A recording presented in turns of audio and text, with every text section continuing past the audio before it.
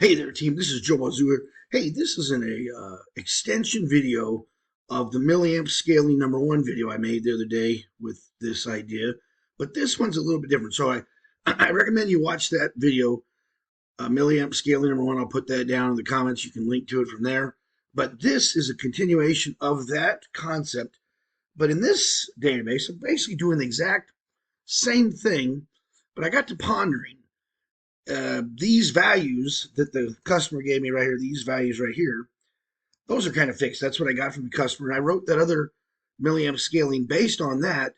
But then I got to thinking, what if they wanted to change these ranges from the HMI such that they wouldn't get into Crimson? So I got to thinking about that. Well, that would have to mean that that would really mean that all of these values would have to be tags that the operator could input in. And then, of course, the other thing is these values here could also be changed. So those also needed to be tags in here. So what I did here in this application, same front page you saw as before, but if I go over here to data tags on the left, let me collapse this real quick. Here's the same thing I had in the previous video. This sensor input is going to be 4 to 20 milliamp. You can see right there, 4.00 to 20.00. And then the scale tag, we just put that here. And then we were doing this down here. No big deal there. Remember, I'm converting that to a 0 to 65,535 or 16-bit unsigned resolution here. But remember from the other video, we're doing the same thing, but we're using the format tab. However, let me slide this down. Instead of these being those constant numbers that I had in the other video, here I made them all tags. So I'm going to show you how I come up with that math. And then also I want you to notice that in the previous video, I had the ASCII string here, but now again, look, it's a tag. So let me show you how I'm doing this. If I go over here to the left, and well, remember I got 5 sizes. In this simple database, I was given 5 different sizes they wanted over the 4 to 20 milliamp signal. So you could add more of these, but I just wrote this database just based on 5. So if you needed more, you could duplicate more. But over here in data tags, I got size 1, for instance. So if I expand the size 1 tree, I want you to notice, team, there's a value size milliamp minimum. I guess I should move that away. Look at the name of these. Let me make this bigger so you can see it. I'm trying to follow suit that everything's the same. So that's min milliamp. This is the max. And then I got 2 tags below there, value min, value max. Notice that these guys are yellow. And also notice that they're an X. These are pi, because these are coming from the floating point number. But these ones here are X. Now look at this. If I click on this guy here, go to the data tab, notice it says complex code. Now what I'm really doing here is I'm going to take the milliamp value that they put in, take that times 3276. Remember we talked about in the first video, 0 to 65,000, you divide that by 20 milliamps, actually, well, 20 milliamps, you find out that every milliamp is equal to 3276, right there, 3276. So back here, if I hit the edit button, I need you to notice something. Make this bigger so you can see it. Look, there's the value min. So say the guy puts in 4.5. I take that times 10, and then I use the int function because I can't take a floating point and times it by an integer. I've got to make sure that the math, the typecast, is the same for all. So this converts this number into an integer. Then I take it times this, and then I divide by 10 to get me back to the right number I want. So that's what I'm doing there. I'm doing that on all of these. This one here would take the max value, see, so forth. Okay. All right. Now, let's look at one more thing. We go back to here.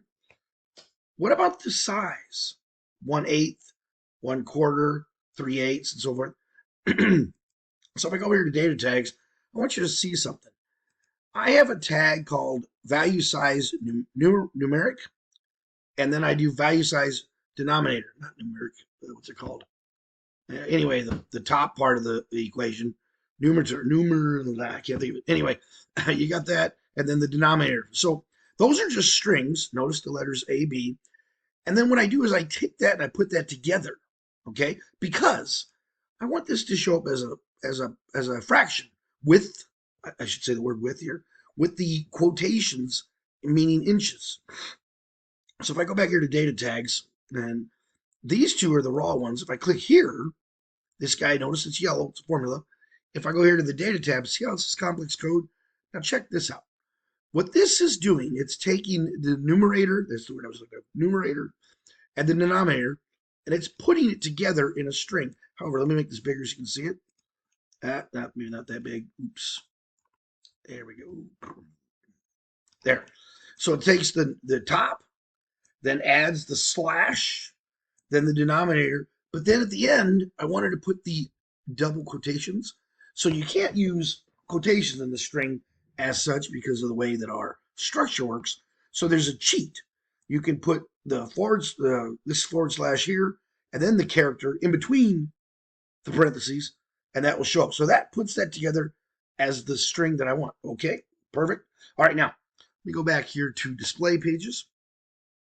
So I got this here, but I got this config page. I just kind of went through the math here. But if I go to the config page, basically, team, here's where all that stuff is.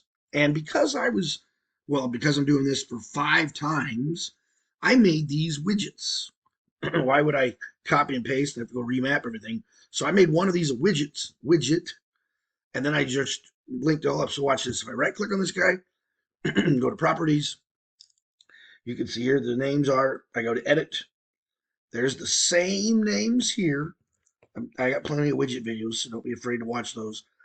The same name here is over here that I'm using. I had to you have to manually type this. And then because I turned on folder binding, that allows me to grab the whole folder of size 1, 2, or 3 and drop it on this thing. So watch, if I click the OK button down below, it's all bound right now. Let me go here.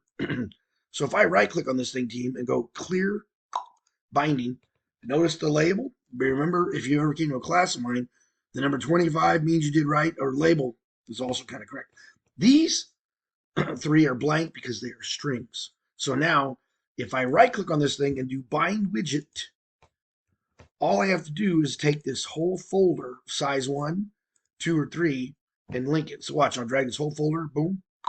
There you go, it filled in. See the size 1 right here? Well, it's getting that name from right here. This tag over here is a simple formula tag equal to that text, and that's what it puts up there. And then this is size 2, 3, and 4. So let's try this out. Let's see what happens here. I'll save it. Let me go ahead and download it to our emulator. Say yes. All right, so here we are right now. Notice right now, it says out of range.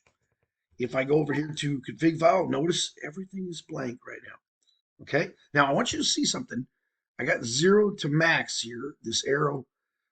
I'll point that out to you. I'll come back to it in a little bit. Okay, so we know the first one, according to what he's doing here, was supposed to go 4.5 to 5 milliamps to be 1/8 inch. Okay, maybe I want this to be 1/16 for this one. So I'm going to go to the config page. I'm going to put in here 4.5 to 5. There we go. And I want this one to be 1/16. So the numerator, right here, I'll click. I'll put a 1 there. And the denominator, I'll put a 16 here. And there I can see it. Okay, now, I'm going to leave these other blank here because I'm going to come back to this. I want to show you something. I did this earlier and kind of caught me off guard, but then after I looked at it, it makes sense.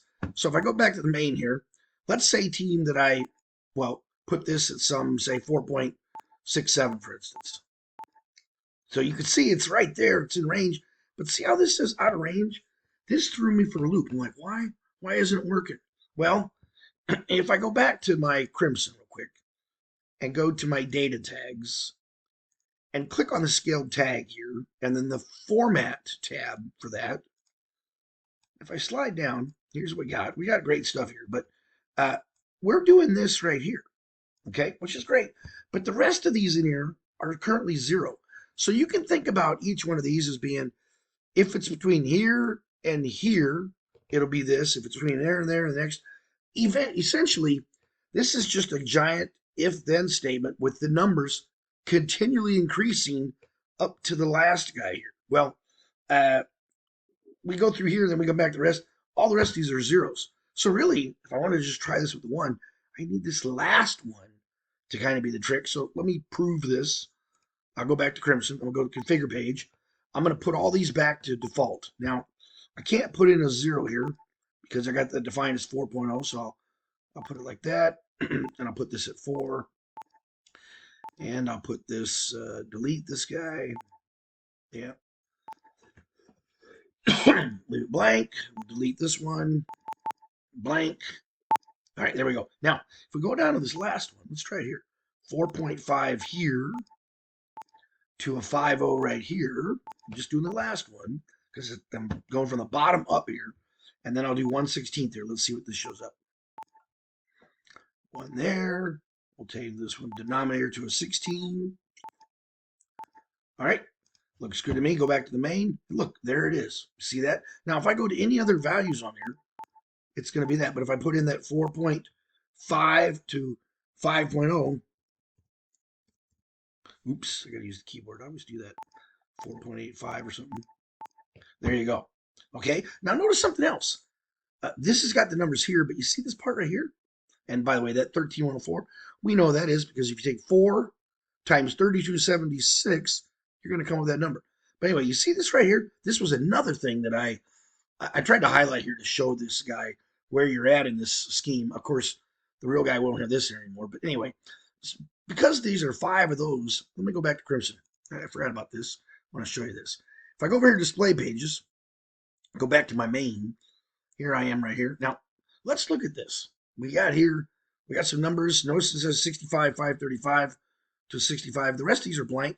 Well, that number, just so you know, that number right there, can I jump to that? I think these are, okay. So let me do this. Primitives. You can see it's already set up as a widget. Min, max, value min. Okay. So let me just show you where that number comes from. If I jump to the min max here, this guy right here, remember, on any tag in Crimson, you always have the ability to simulate a value.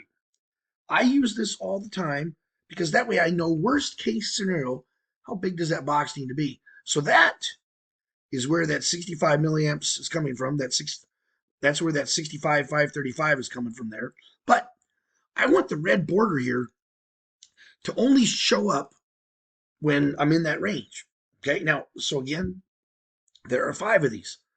Once again, why would I duplicate and copy and paste every time when I can make one of them a widget and reuse it over and over again? So if I right click on it right now, go to properties, edit button here.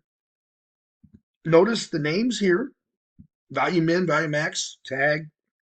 If I go over here, there they are right there. I'm not writing to them, so they're just going to be a tag, means readable, enabled. Okay, that's it. Now, let's go into that thing and look at it. Now, remember, when you first click on a widget, you're going to get the red border, and also down here, you can see it says down here, it'll say untitled widget. But I want to go into that thing and see what's going on. So click once, I'm holding it. Now, if I click again, okay, here we are focused on this thing. Well, what's the deal with this guy? So if I double click on this, that's the value min. That's perfect. That's where it's coming from. I bet this is going to be the value max. Let's look. There it is. All right. What about the red border? The red border, I only want the red border team to show up when I'm within that range. Now, this is a little bit tricky. I need to get to that red border. I don't know if you noticed, I tried to click on it, and sometimes it's kind of hard to do while you're in here. Like, can I click here? These things, by the way, these are just pictures. That's just a text box, and this guy in the middle is just a text box. But notice I can't seem to get to that stinking thing. So whenever you get frustrated like this, just use the tab button. And as you use the tab button, pay attention to what lights up, and also look down here as you do this. Boom. Yeah, that's that. Aha. Stop right there. Look, down below here, it says rectangle 1 selected. Wonderful. I'm going to right click on that. While I'm doing that, I'm going to right click on that thing that I think is currently highlighted and go down here to properties. And yes, this is the rectangle. That's correct. Figure tab, nothing cool. Edge, color. But the only time I want this to show up is when I'm within that range. So watch this. If I go to the Show tab, notice this is complex code. Check this out, team. Hit the Edit button. Here is the complex code. So I'm taking the scaled tag, and if I'm greater than the min, I'll be true. And if I'm scale tag's less than the max, I'm going to return 1, show up.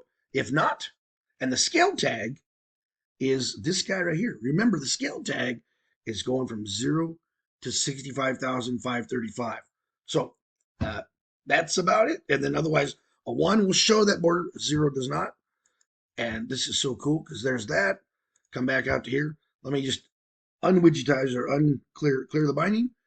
There's the 25. You all familiar with that? Remember, when you do a widget, if you get 25, that means that means that the thing in here has jumped to the widget tag and no longer connected to the real. That's exactly what I want. To reconnect this, I right click, go to bind widget. I just grab the same folder, drop it right here, boom, there it is. All right, now let's try this more time. This time, let's go put in the rest of the numbers here. Okay, so it still has them here. We go to configure page.